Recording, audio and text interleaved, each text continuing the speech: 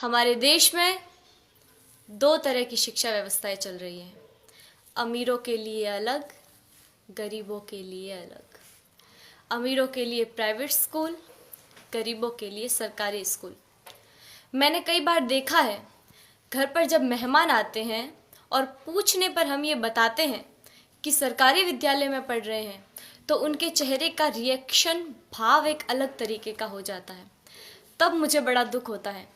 उन सभी लोगों से मैं ये निवेदन करना चाहूँगी कि आप बहुत बड़ी गलतफहमी में हैं, क्योंकि शिक्षा का जो स्रोत है, शिक्षा जहाँ से आती है, वो आदरणीय शिक्षक है। शिक्षा ऊंची बिल्डिंगों से, बड़े बड़े गार्डन से, अच्छी बसों में सफ़र करने से या एसी रूमों से शिक्षा नहीं आती है।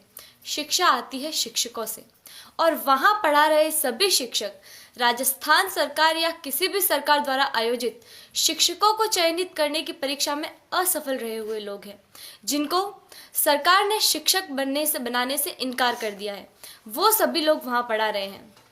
हमारा सौभाग्य है कि हम जिस विद्यालय में पढ़ रहे हैं, वहाँ के शिक्षक राजस्थान सरकार द्वारा आयोजित शिक्षकों को चयनित करने की परीक्षा, जिसमें लाखों लोग भाग लेते हैं, उन लाखों लोगों में से चुने हुए शिक्षक हैं, जिनको राजस्थान सरकार ने शिक्षक बनने के योग्य समझा है। हमारा सौभाग्य है कि हमें ऐसे ट्रेंड टीचर पढ़ा रहे हैं।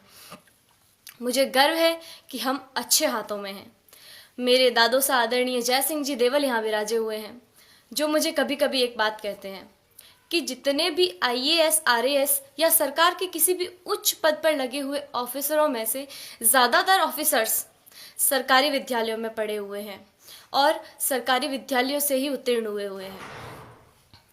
वर्तमान में एक डॉक्टर, एक इंजीनियर, एक वकील, एक बिजनेसमैन, यहाँ तक कि इन विद्यालयों में पढ़ा रहे शिक्षक भी अपने बच्चों को सरकारी विद्यालयों में पढ़ाना नहीं चाहते हैं। आखिर क्या कारण है? इसका कारण है संसाधनों का अभाव। मैं आप गांव वालों से भी एक निवेदन करना चाहूँगी कि कहीं कोई गरबा हो, गणेश चतुर्थी हो, कोई आयोजन हो, कोई ऑर्केस्ट्रा हो या कहीं धरना देना हो, तो आप लोग हज़ारों की संख्या में पहुंच जाते हैं और हज़ारों की तादाद में रुपया खर्च करते हैं, लेकिन इस विद्यालय की तरफ कभी किसी ने झांक कर नहीं देखा। इस विद्यालय की ओर देखने का किसी को भी समय नहीं है।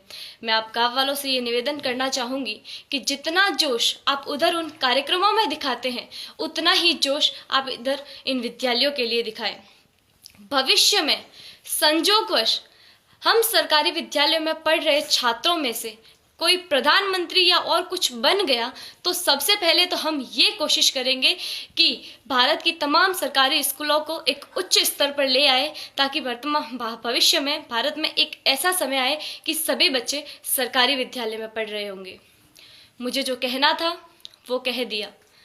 मैंने जो कहा वो गलत है या सही, मुझे नहीं पता।